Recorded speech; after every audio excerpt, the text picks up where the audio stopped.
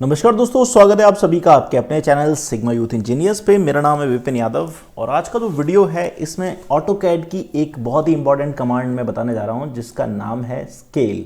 ठीक है, ये जो है कमांड बहुत इंपॉर्टेंट है अगर आपको जो है साइज़ छोटा या बड़ा करना है।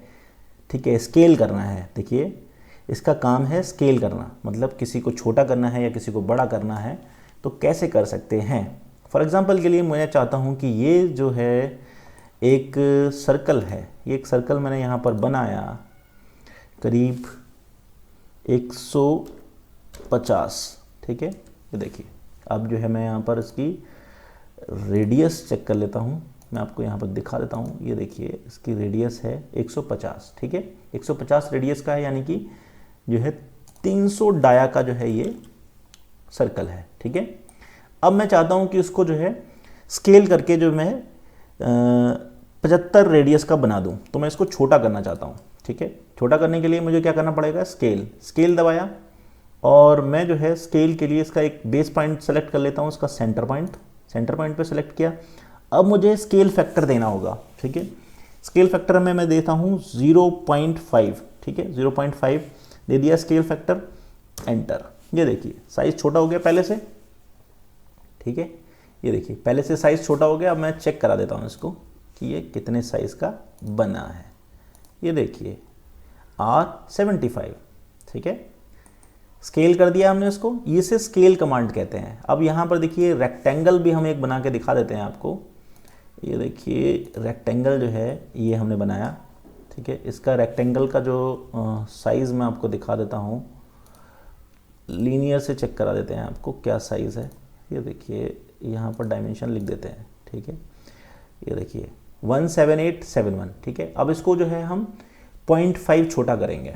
ठीक है, तो देखिए स्केल किया, स्केल के लिए स्केल सेलेक्ट किया और इसका एक बेस पॉइंट ले लेते हैं, कॉर्नर बेस पॉइंट ले लिया और 0.5 यानी कि हाफ कर देते हैं। और ये देखिए पहले डायमेंशन कुछ और थी, अब डायमेंशन देखिए 89.36 हो गई।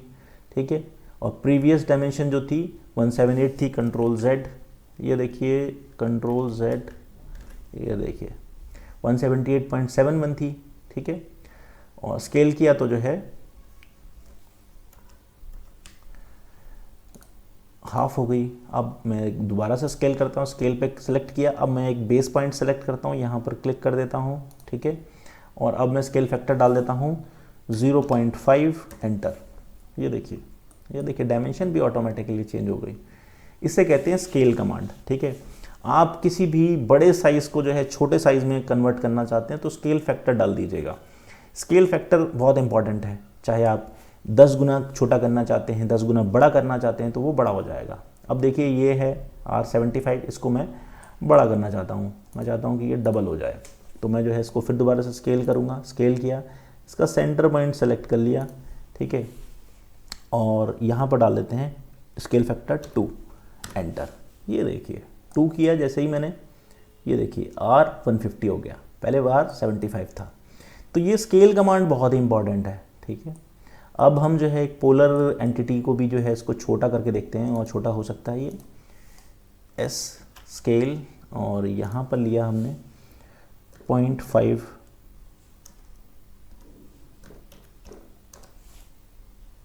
ये देखिए इसका साइज़ इससे और ये छोटा हो गया। ठीक है, ये देखिए ये सर्कल जो है बड़ा था और ये जो है छोटा हो गया। अब इसको हम मूव करा के दिखाते हैं आपको। ये लीजिए, ये लीजिए। ठीक है, ये एग्जैक्ट बीच में नहीं आया।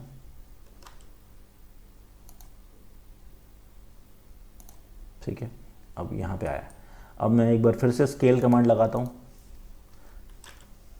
ठीक है, इसके सेंटर पॉइंट पे ले लेते हैं 0.5, एंटर। ये देखिए छोटा हो गया। इसे कहते हैं स्केल कमांड।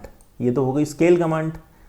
अब हम नेक्स्ट कमांड आपको बताने वाले हैं, उसका नाम है एक्सप्लोड। यहाँ पर देख सकते हैं ये एक्सप्लोड कमांड है। इसका यूज़ क्या करना है, देखो मैं आपको समझाता हूँ कैसे इसका यूज़ करना है। सबसे पहले तो आपको जो है मैं एक रेक्टेंगल बना के दिखाता हूँ। ठीक है, एक रेक्टेंगल मैंने ये लिया।